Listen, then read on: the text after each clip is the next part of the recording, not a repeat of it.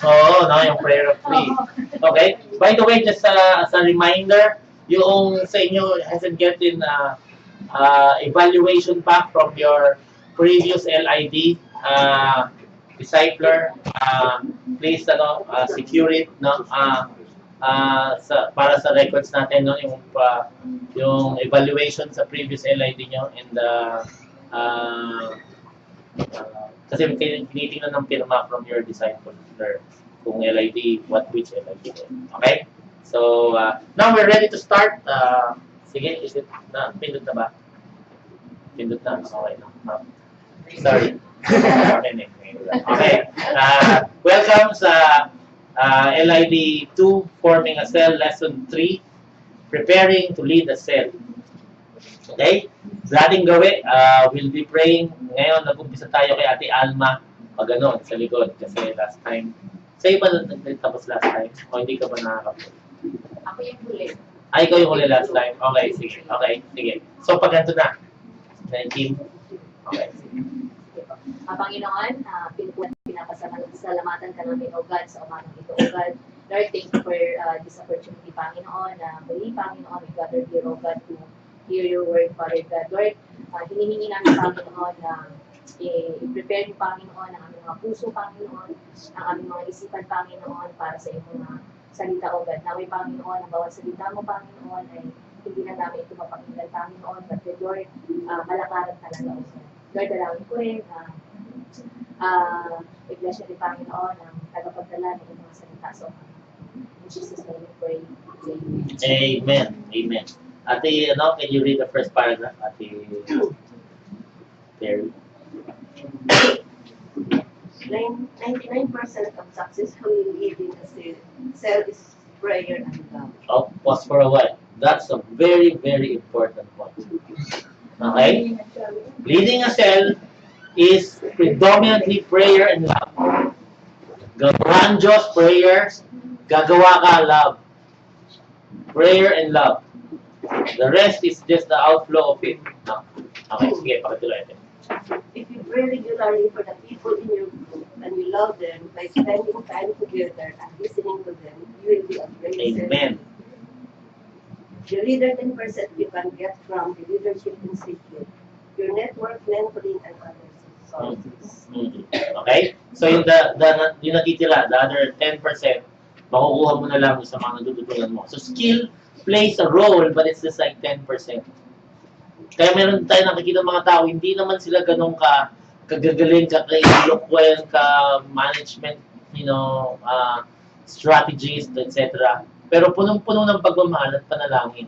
Yun talaga ang pundasyon. That's how the church noon, nung early church, grew so fast. Kahit wala silang masyadong ganun pulidong, training katulad ng atin. Na-train sila sa pagmamahal at pananalangin. Okay? Kaya Timila, pakikot. It's a mistake to daydream about one day. When you be on top instead of handling today so that it prepares you for tomorrow.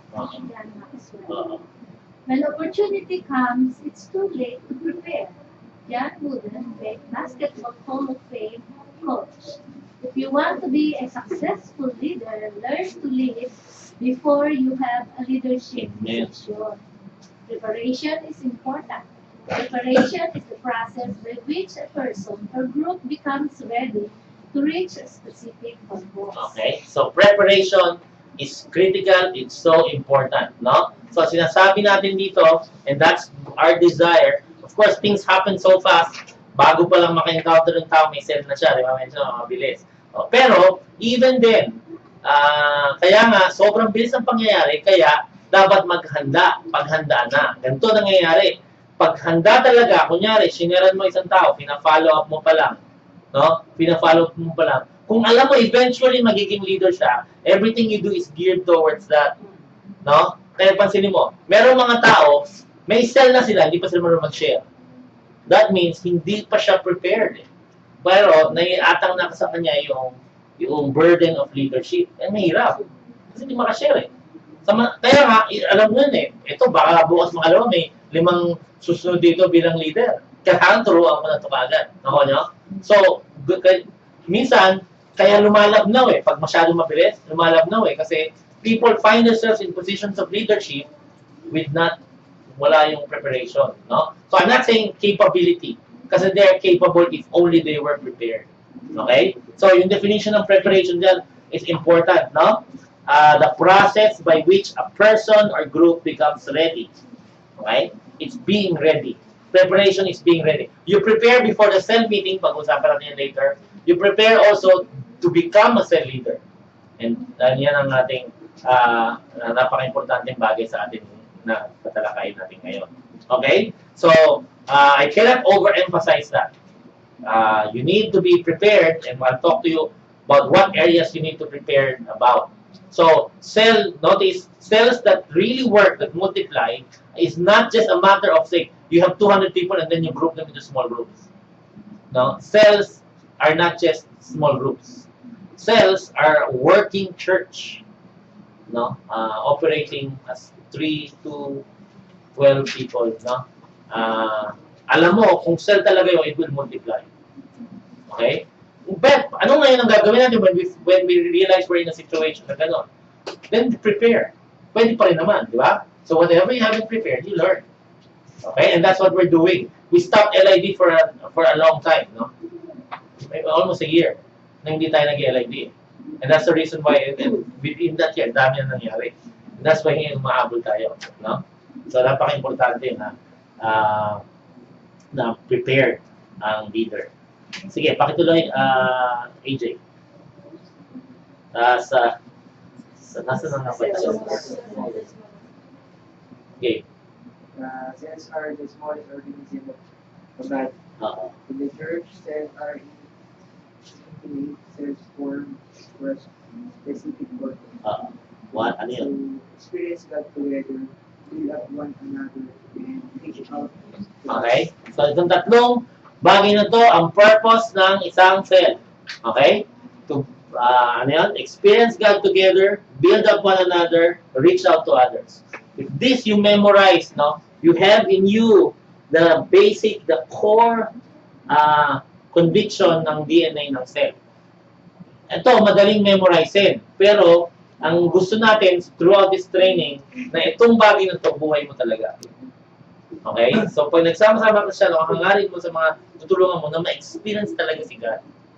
At it takes skill, anointing, and character para at puspus ka ng banal na spirito para pag dumating ka sa isang meeting, experience din nila si God. Okay? Pangalawa, na may build up one another. Hindi lang na ikaw tinutulungan sila mag-grow, kundi tinutulungan mo sila na tulungan nila isa't isa mag-grow. The whole idea sa church is the idea of one another. Ibig sabihin, reciprocal. Yung ginagawa niya, ginagawa sa kanya. Di uubra na ginagawa niya lang. Di uubra na ginagawa lang sa kanya.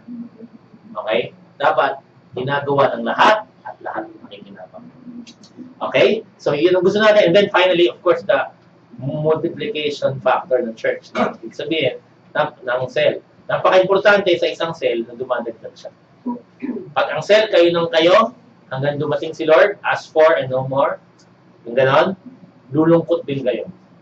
Actually, ito gusto kong malaman nyo. Lahat ng cell namamatay, kahit cell sa body nyo. Kaya lang, the reason you grow is, bago mamatay yon, nakaproduce na siya ng napakarami. Okay? And ako naniniwala ako, the cell na hinahandle ko, mamamatay siya. Even leader cell. Eventually, di ba? Mamamatay siya. Pero bago mangyari yon, okay? So, napaka-importante. Peter Tanchez went on to move another leader cell, sa CCF, no? Another leader cell. His own leader cell has moved on sa maraming ministries. Meron pa rin siya relationship doon. Okay? It's a different kind of relationship. Kasi, basically, tatay pa rin siya nila, pero meron na silang iba-ibang responsibilities in different parts of the world. So, they're not treated like cell pala.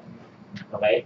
And so, lahat yon, alam nyo mangyayari yon, kaya kinakailangan para sa iyo, para mabuhay kami, we must multiply.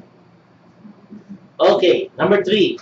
The areas of preparation, why is it 3? I don't know.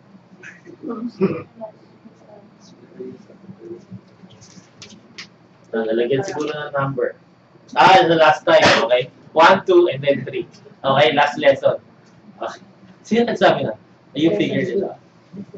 Sige, lesson 3. Okay? Point 3, which is point 1 in this lesson. Okay? The areas of preparation for cell group leadership. Ano ang hinahanda for cell group leadership? Sige, ano. Spiritual. Yeah. Your own spiritual preparation is the first thing you Amen. in order to lead a cell. Oo. Do this even before you sit down and start the meeting. Begin by examining your own relationship with God. Amen. We are warned to that leaders are judged more strictly. James 3:1. God holds you accountable for what you say and do as a leader. We will, of course, all make mistakes. Amen. James 3:2. You will sometimes do and say wrong things. We must not be discouraged or give up. God called you even if He knew all this already. The warning is not to discourage you from leading, but to encourage you to remember who you are leading for. Amen. So as you prepare and as you lead your cell group, do so prayerfully, filled with the Spirit, and letting God actively work. Okay? So again, isang cell leader, mas magaling tong cell leader na to kasi handa. Actually, so between the two of them, skill-wise, mas magaling itong isa. Natural siya, mabilis pumikap, etc.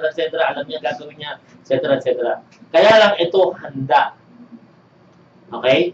Pinag-pray niya, pinaghandaan niya, alam niya yung sasabihin niya. Dadating sila, yung isa will just wing it. Kaya alam mo, wiwiduhin niya. Pero yung isa, pinaghandaan niya. Alam niya, umaanda siya, kasama niya ang Lord. Ang layo ng pagkakas. Okay? So, please realize that with the self, the Lord entrusts to you. Okay? So, tandaan nyo, it's an important responsibility. Ang unang-una, spiritual preparation is kung ano man ang and this is what the leader does, di ba? Kung ano man ang lalakaran ng follower, nalakaran na ng leader. Di ba? Regardless of what it is. Kung sa cycling, yung dadaanan ng number 2, dinaanan na ng number 1. Di ba? Nakadaan na siya rin. Okay? So, kung ano man ang dadaanan nila, nadaanan mo na rin. That's very, very basic sa ating. Okay? Tungkol sa lesson, whatever it is. Okay? Number 2. Sige. Prepare your mind. You say and do is what is in your mind. Feed your mind with the truth and with positive words. Feed your mind with information that will result in transformation. Expose yourself with helpful, inspiring things. Read good books, listen to great speakers. Okay? Leaders are readers. And that's why, napaka-importante sa primary, napaka-importante. And then, ang dami sa inyo, I know, there are people I know, they just naturally, instinctively like to read about things. No? Ako personally, hindi ako ganun, I'm not a reader. Sa buto, Mildredis. I like reading fiction, Star Wars.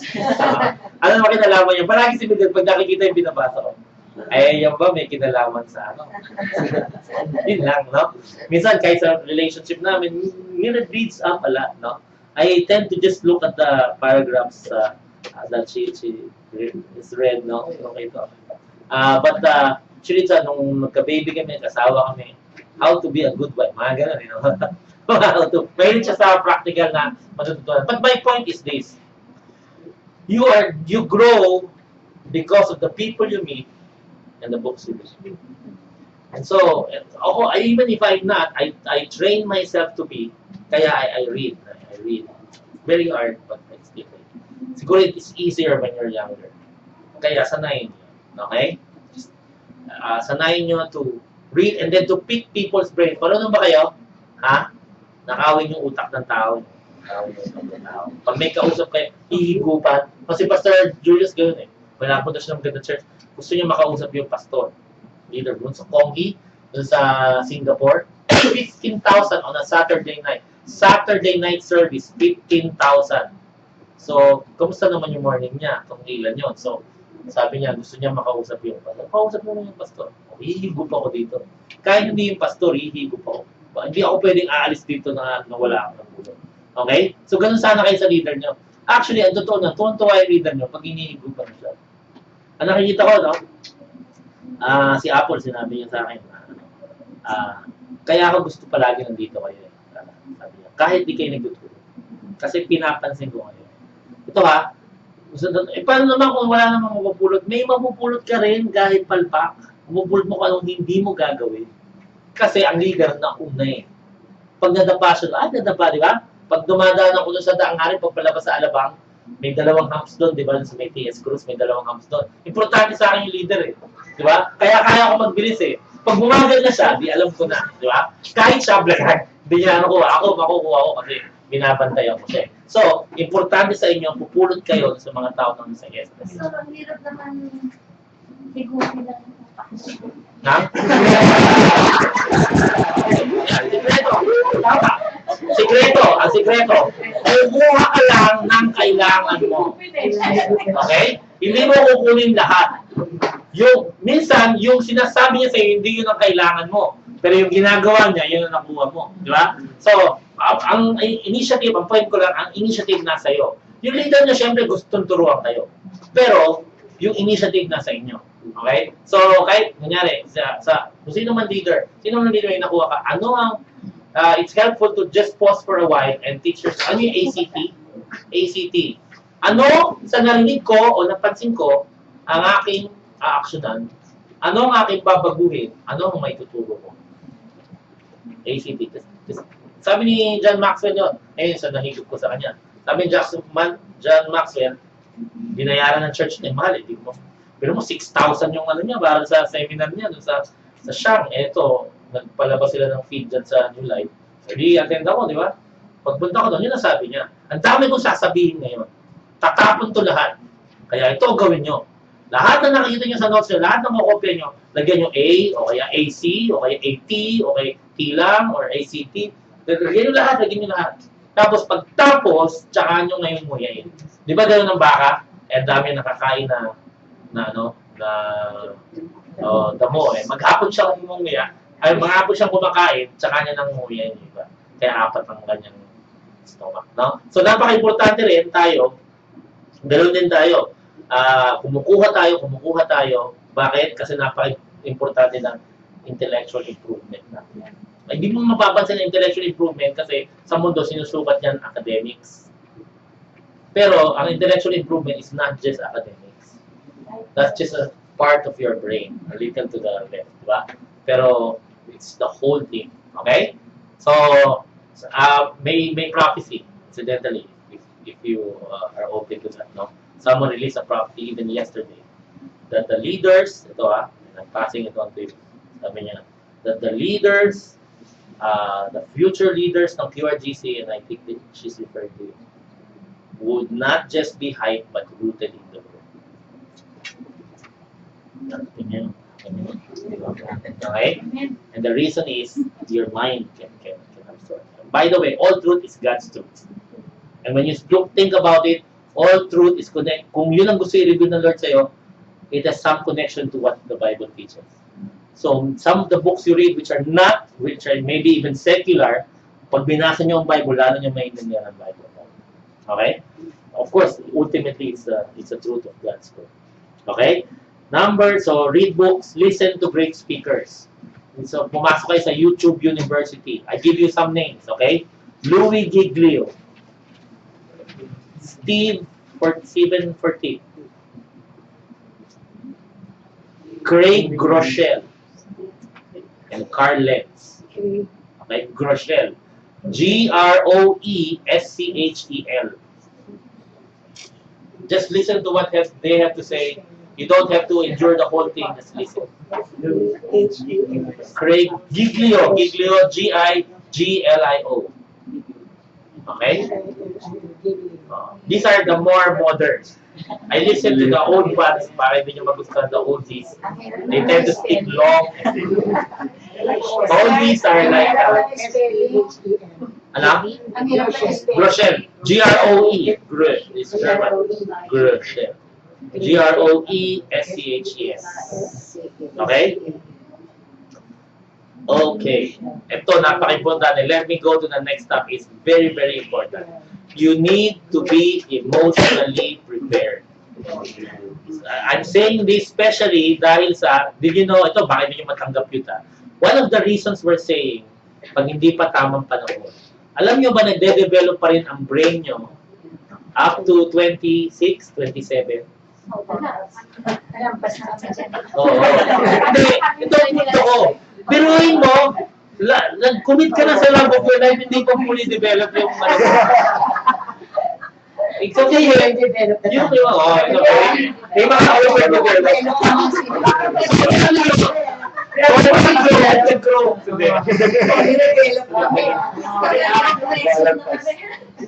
But ang punto ko, on the physiological level, may development. Pero, of course, like emotion or intellect, continues on, even beyond the growth ng physical. Pero ang punto ko lang, please realize that there are some areas you need to grow in, di ba? Do you notice sa akin, di ba? Lumalabas yung pikon ko sa spiritual din yan. No? Pero, ang punto ko, napaka-importante ng emotional growth. Pakibasa nga. Emotions can deceive and destroy. Yes. Be prepared emotionally.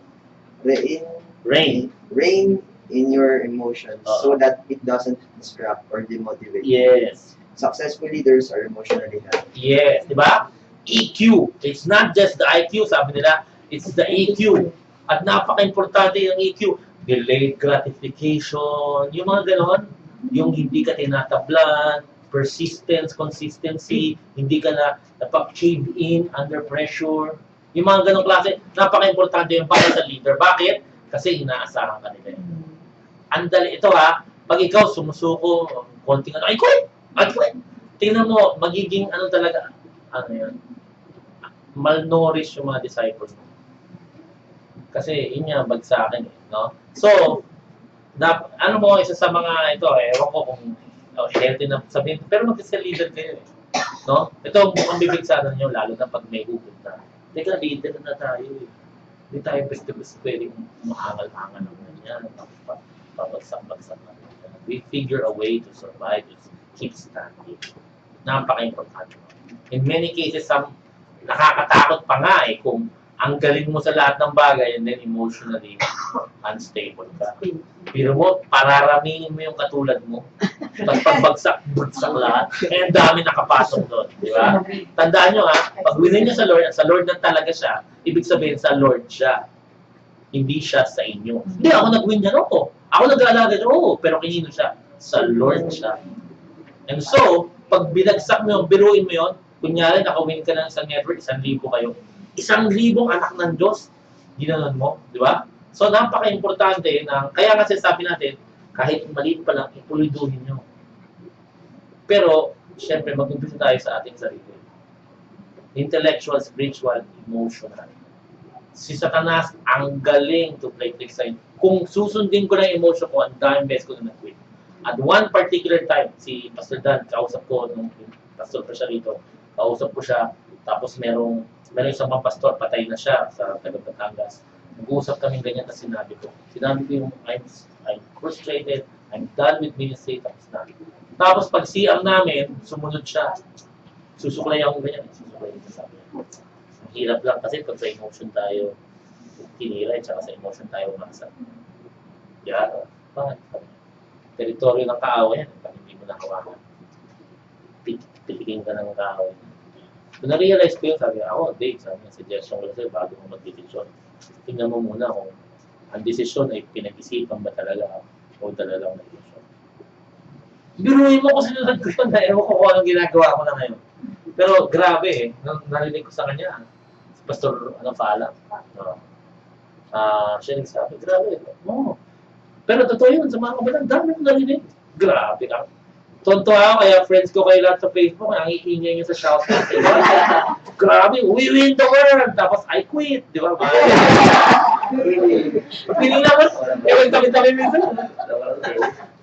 Okay? So, ito emotion. Paano ba tayo nag-develop ng emotion? Sanayin nyo ang sarili nyo sa mga bagay. Ito nakaka-strengthen na emotion. Hardship strengthens emotion. If you respond to it well. Delayed gratification yung sinasanay nyo ang sarili nyo, hindi lahat ng gusto makukuha. And some of your frustrations help. Yung frustration, kaya minsan tinatanggap-tanggap nyo rin. Di ba? Kunyari yung ganun lang. Ay, pala ko, akong gagawa nun siya pala. Hindi okay lang, sanayin mo. Isipin mo na lang at magpalakas ka naman. Di ba? Kumakapal ang mukha natin, pero kumakapal din ang puso natin. So, Pakapalin mo mukha mo, pakapalin mo rin yung puso mo. Okay? Para hindi bagsakin sa problema. Lahat yan nakakatulong sa ano. Pero you must be deliberately involved sa maturity mo emotionally. Okay? Ito, nakaka-stunt ng emotional strength natin. Okay? Early on, emotional strength. Pag hindi healthy yung relationship mo sa kapwa. Ako, very early on, naging exclusive ako sa ilan. Hindi ako makarelate sa kapwa. Very protective ako, very so, iyakin ako. So, result, madali ako surrender. Nakikita yun, di ba, pag naglaro ako sa chess, pag nalamangan na ako. Ay, so, grabe ko talaga. Bumibigay. Pero, importante na, ito naman ultimately, ang nag-grow sa atin si Lord. May role din doon ng disciple natin. Pero, ganun katulad sa intellectual, initiative nyo rin. Merong mga tao, develop na yung brain. Very emotional. So, yun. Number 4. Lahat naman tayo may paghuhugutan dyan sa bagay. So, it's nice to know that. Okay? Successful leaders are emotionally healthy. Sometimes, they're not even the best sa ilang area. Pero they're in together. So, by default, pag nag-crack na lahat ng leader, ito, last man standing. Yeah? Ikaw kasi pinakamatigas. Okay? And then, physical. Of course, it's hard work if you are weak. Siyempre. Di ba? Ito tayo naman, eventually, kayo malalakas at bilib ako talaga sa energy ng kabataan. So I mean, they can, kaya ngayon natin yan. Uunan nyo yan. The older you get, the more limited you get sa mga rayang bagay. Pag-visit sa gano'n. So, it helps na trabahuin natin. Hindi siguro ako nagsasalita dapat ito kasi wala akong magandang example. Pero tinatrabaho ko even at this late age, nag-research ako kung paano ko papatayin yung bola sa tiyan ko. Malalaman nyo naman pag umayos na. Makikita nyo, okay? Anyway, here's, I got this from Pastor Bill sa Meadowwoods, yung pastor dati sa Meadowwoods. He was diagnosed with cancer, spleen, tulad ni Ann. Hindi bounce back. Reverse. No, sabi niya, kaya check tayo ng dugo ba? Mas marami kapatid sa akin na carcinoma. Yeah? And the reason is he walked the life which is ito, ano yung new start? NEW-START, no? Sino yung model natin ito, okay? Good nutrition, yung kinakain mo, no? Enough exercise, plenty of water, freedom from stress. Ano yun? You choose to be happy. Okay? Choice. Happiness is a choice. Pag ayaw mo stress, ayaw ako ma-stress dyan. Okay?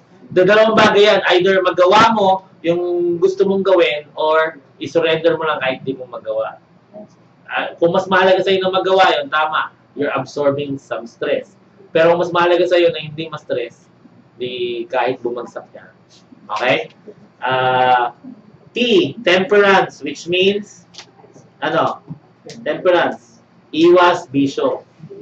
At kabataan ngayon, marami ng bisyo. No? Bata pa lang, mabisyo na. No? Okay, air, lots of clean air. The way we breathe, that's helpful. Good rest, lots of rest. No? And then, time with God. You stay fit. You need time with God. Okay? So, subukan natin na isabuhay. Cell leader, tuturuan nyo rin yung mga disciples nyo. Kaya hindi fit yung mga disciples nyo. Kaya, malaman rin. Kaya, so, i-improve natin. Okay? And then, finally, social. Social skills are important factor to excellent leadership. Okay? Mahirap maging leader, mahihain. Ay, ako, actually, mahihain ako eh. Kaya, kailangan mo naman. Ako naman. Remember that you are leading different people from different backgrounds with different personalities. Be prepared to get along. Okay? Marunong makisama. Yan ang strength ng Pilipino, di ba? Okay? So, pansinin mo, magkakakonect na yan natin. Kung pagod ka, masungit ka. Ayun mga ganun, di ba? Kung emotionally, di mo ma-handle yung frustration, sisisihin mo yung mga disciples mo. On and on yun eh. So, magkakakonect na to lahat. It boils down to preparation. You prepare bago pa lang magkasel, tapos pag nagkasel ka, you prepare for the meeting every time. Kailan ka nag-prepare sa meeting the week before? Ibig sabihin, pagtapos ng meeting na to, kung ano man na nakuha ko rito, ano man kailangan ko bago, kailangan i-adjust, i-prepare ko para sa next meeting. Okay? Tandaan nyo to. The cell, sa QRGC, nothing competes with the cell. The cell is the main ministry. Is the main ministry. Kung meron ka mga ibang ministry, those are secondary. Those are called support ministries. The main ministry is the disciple leader. Why? Kasi make disciples ang utusan ng mga. Okay? Always remember, successful leaders are prepared. So prepare for your success. Dito magkakakitaan eh. Ang prepared, yun ang matagumpay. Doon mo makita, matik na yun. Yung pinakamagagaling na cell, at saka yung mga tao nila talagang nag-level up, ay dahil sa prepared sila. Okay? Any questions sa bagay na to? Diyan sa mga nanonood sa video, may question ba kayo? I thought so. Okay? Meron mo ba?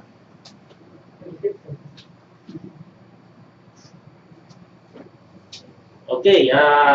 So your assignments, no? My personal development. What I want you to do is just write what areas here do you need to develop. Okay? Notice, this is not about how good or how bad you are. This is what are you going to do. Kasi kung sino ka, gawa yan ng Diyos eh. Okay? At meron siyang gustong gawin sa iyo. Yan naman ang sasawsawan natin.